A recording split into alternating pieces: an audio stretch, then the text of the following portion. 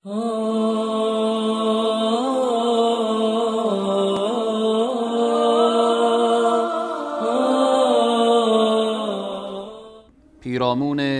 آداب دعا نمودن هست.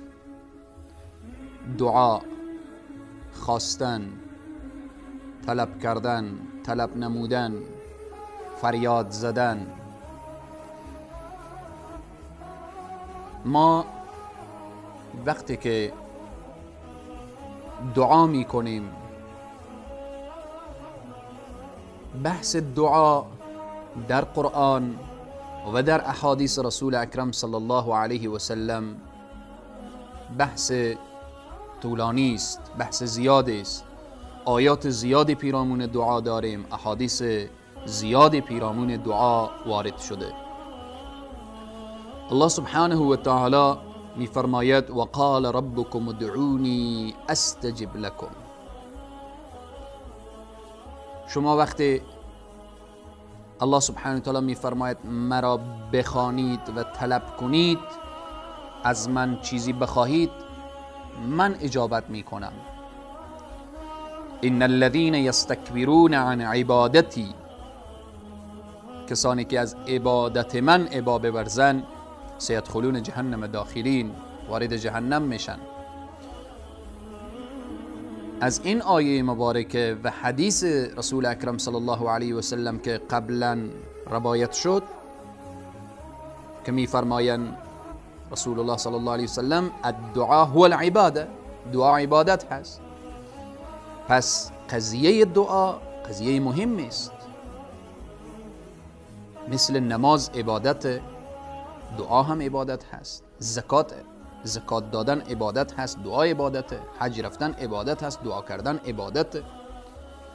پس باید که این عبادت همانطوری که کل عبادات ما، ان صلاتی و نسکی، نماز من و مسائل عبادی من، ان صلاتی و نسکی و محیای و مماتی لله رب العالمین، همه به خاطر الله سبحانه و تعالی. پس دعا هم باید به خاطر الله سبحانه و تعالی و به رضای الله سبحانه و تعالی و فقط خواستن از الله سبحانه و تعالی باشه. همچنین آیه دیگر الله سبحانه و تعالی می فرمایه و اذا سألك عبادی عنی فإنی قریب. وقتی بندگان من از تو سوال میکنن بگو که من نزدیک هستم. و اذا سألك عبادی، وقتی بندگان من از من پرسان میکنن، درباره من پرسان میکنن، فإنی قریب، من نزدیک هستم و اجابت کننده هستم و دعا کننده ها را اجابت میکنم. آیه بعدی الله سبحانه و تعالی میفرماید اما یجیب المضطر اذا دعاه و یکشف السوء. وقتی شخص مضطر شد، پریشان شد و نگران شد، دروازه الله را در بزنه. الله میفرماید اما یجیب المضطر اذا دعا و یکشف السوء.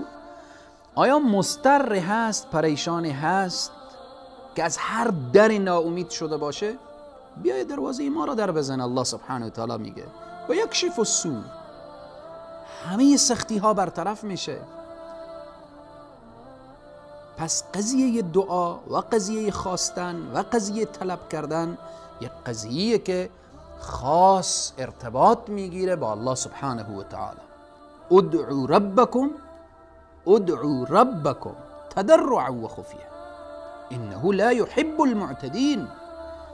الله سبحانه و تعالی را بخوانید، بخواهید، طلب کنید در حال خفیه، در حال پنهانی، در حال آشکار، به هر حالی که هستید از الله سبحانه و تعالی اجابت میکنه. دعای شما را میپذیره، میشنوه صدای شما را، میپذیره او چیزی که شما از او طلب کردید. و در آیه دیگه الله سبحانه و تعالی میفرماید ولا تدع من دون الله، نخواهید از غیر خدا چیزی، ما لا ينفعك ولا يضرك، نه به شما نفع میرسانه نه ضرری. شما از کسی بخواهید که قدرت کامله داره.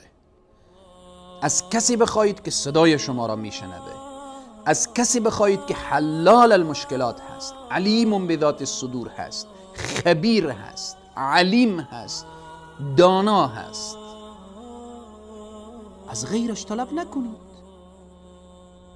پس بناهن دانستیم که مسئله دعا در آیات و در احادیث رسول اکرم صلی الله علیه و سلم که می‌فرماید الدعا هو العباده، که این حدیث را نعمان ابن بشیر از پیامبر صلی الله علیه و سلم روایت میکنه. و همچنین حدیث دیگر از رسول اکرم صلی الله علیه و سلم که می‌فرمایند اذا سألت فاسأل الله. وقتی سوالی داری، یعنی خواسته داری که او خواسته را بشر برآورده کردن نمیتواند، از الله بخواهید. مریضید، از الله طلب شفا کنید. قرض دارید، از الله بخواهید که مشکلاتتان حل بشه. به هر حال حدیث رسول صلی الله علیه و سلم اذا سألت فاسأل الله، وقتی سوال میکنید، خواهشی دارید، درخواستی دارید، دعای دارید، از الله سبحانه و تعالی داشته باشید. پیرامون دعا در قرآن که چگونه باید دعا کرد و دعاهایی که در قرآن بیان شده، انبیاء علیهم السلام که دعا کردن، نبی مکرم اسلام صلی الله علیه و سلم، سایر انبیاء علیهم السلام، دعاهایی که در روایات آمده. اما بحث ما پیرامون آداب دعا است. چگونه باید دعا کرد؟ آداب دعا چگونه هست؟ این دعا کردن از خود آدابی داره.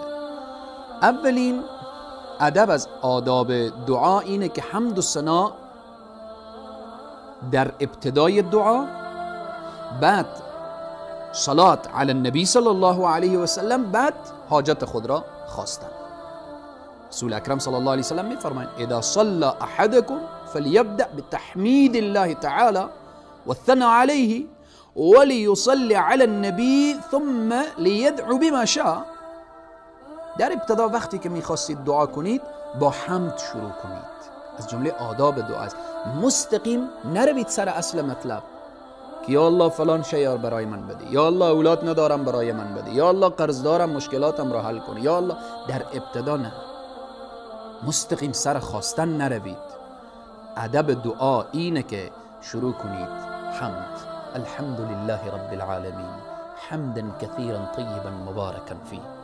بعد از حمد که تمام شد والصلاة والسلام على رسول الله، یا این که درود بخوانید اللهم صل على محمد وعلى آل محمد كما صليت على ابراهیم وعلى آل ابراهیم انك حمید مجید.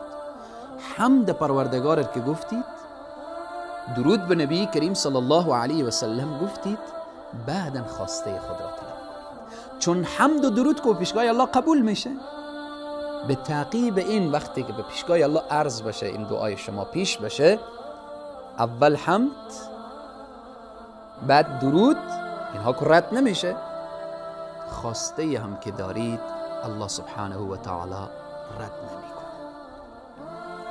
پس از جمله آداب دعا گفتیم که مسئله حمد و بعد صلات علی النبی صلی الله علیه و سلم و بعد خواستن حاجت.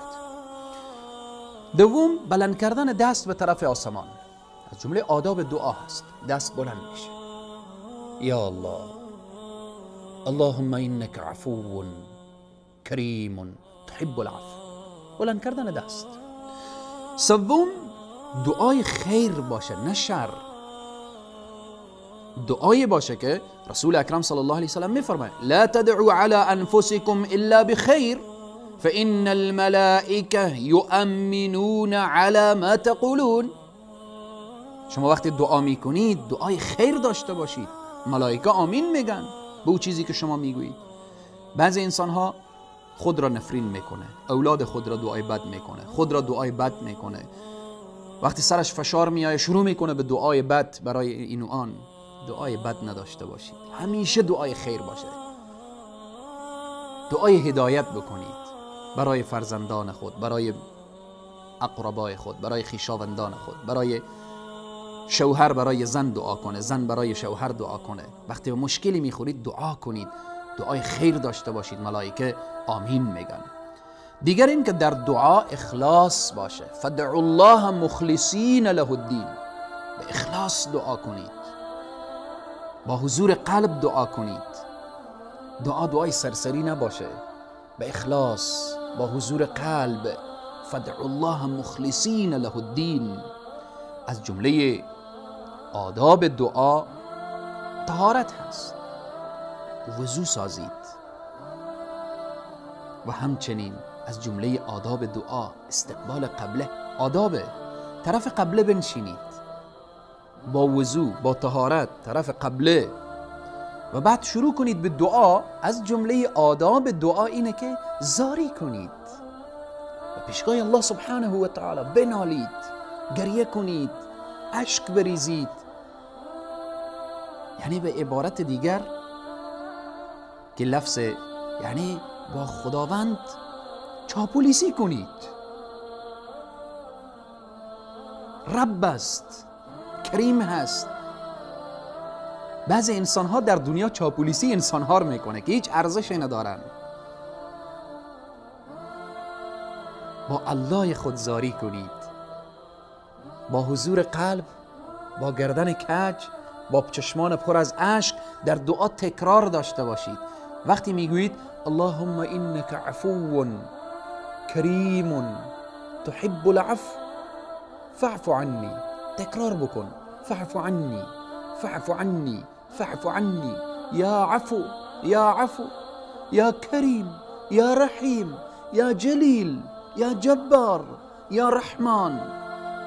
ولله الاسماء الحسنى فادعوه بها. نامهای زیبای پروردگار عالم یکا یک بگیر. هر مشکلی که داری الله را با همون صفت زیبا یاد بکن. رزق مشکلات داری، یا رزاق بگو، یا لطیف بگو. پس به اینه که یا کریم بگو. پس از جمله آداب دعا اینه که با تضرع، با حضور قلب و با تکرار و با زاری و با ناله و با چشمان پر از اشک یا رب، یا رب، یا رب، اللهم انت، اللهم انت ربی و انا عبدک. الله چی لذتی داره. ای پروردگار، تو پروردگار منی، من بنده تو هستم. انت القوی، انت القوی و انا الضعیف. انت الغنی و انا الفقیر. خدای تو غنی، من فقیرم. تو قوی، من ضعیفم. پس به اینه که از جمله آداب دعا بحث زاری و تضرع به پیشگاه الله سبحانه و تعالی. و همچنین از جمله آداب دعا امیدوار بودن به اجابت دعا. نگو دعای من قبول نمیشه، چندین بار دعا کردم دعای من قبول نشد. هر دعایی که انسان مؤمن و مسلمان دعا کنه الله دعا رو میپذیره. یا دعا همان جا در جا قبول میشه، یا با تأخیر، یا اینکه ذخیره آخرت میشه. انسان خیر و شر خود را نمیدانه. چیزی که امروز من و تو از الله طلب بکنیم وقتی نمیدانیم که آیا این را الله به ما بده به خیر ما هست یا نیست. الله میدانه، الله خبیر هست. الله سبحانه و تعالی گذشته و آینده را میدانه. پس دعا امیدوار بودن به اجابت دعا. دعا اجابت میشه. همچنین فرصت پیدا کردن در اماکنی که دعا اجابت میشه. خداوند یک زمانی را برای ما میسر میکنه، مثل رمضان، وقت افطار، وقت سحر. یک مکان را الله برای ما مهیا میکنه.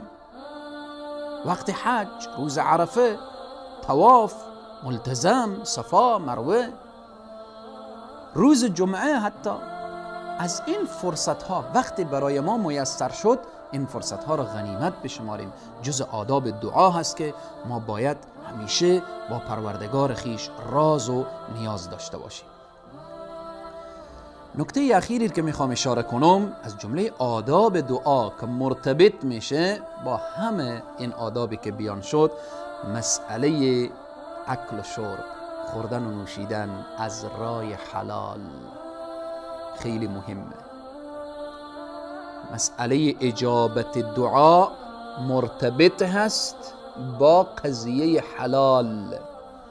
رسول اکرم صلی الله علیه و سلم میفرمایند شخصی در سفر میره، سفرش طولانی میشه، چنان طولانی میشه که موهایش بلند میشه، شانه‌هایش میریزه، ژولید موی میشه، در حال غربت، پریشانی، سفر، دست بلند میکنه یا رب یا رب. الله سبحانه و تعالی دعایش را قبول نمیکنه. چرا قبول نمیکنه؟ رسول الله صلی الله علیه و سلم میفرمایند مطعمه حرام و مشربه حرام و ملبسه حرام و غذی بالحرام فانا یستجاب له. کسی که طعامش حرامه، کسی که نوشیدنیش حرام باشه، کسی که لباسش از حرام باشه، الله سبحانه و تعالی میفرماید که تغذیه شده در حرام، چگونه دعای این قبول بشه؟ پس بناهن اگر میخوایم دعای ما قبول بشه، مسئله حلال و حرام را مد نظر داشته باشیم، از زندگی خود حرام را دور کنیم، با اندک و قلیل حلال بسازیم. خیلی بهتر هست از میلیون های بالآخره بی خیر و بی برکت حرام. الله سبحانه و تعالی دعای همه ما مورد قبول درگاه خیش بگردانه و اجابت کنه. الله سبحانه و تعالی بیع و شراء همه عزیزان را، معاملات همه عزیزان و دوستان را بیع و شراء اسلامی بگردانه. الله سبحانه و تعالی بر ما توفیق بده که آداب دعا کردن را رعایت کنیم تا اینکه به وسیله دعا چی میشیم؟ خوشبخت دنیا و آخرت میشیم. تا برنامه بعد شما عزیزان و بزرگواران را خداوند کریم و رحیم می سپارم. و السلام علیکم و رحمت الله تعالی و برکاته.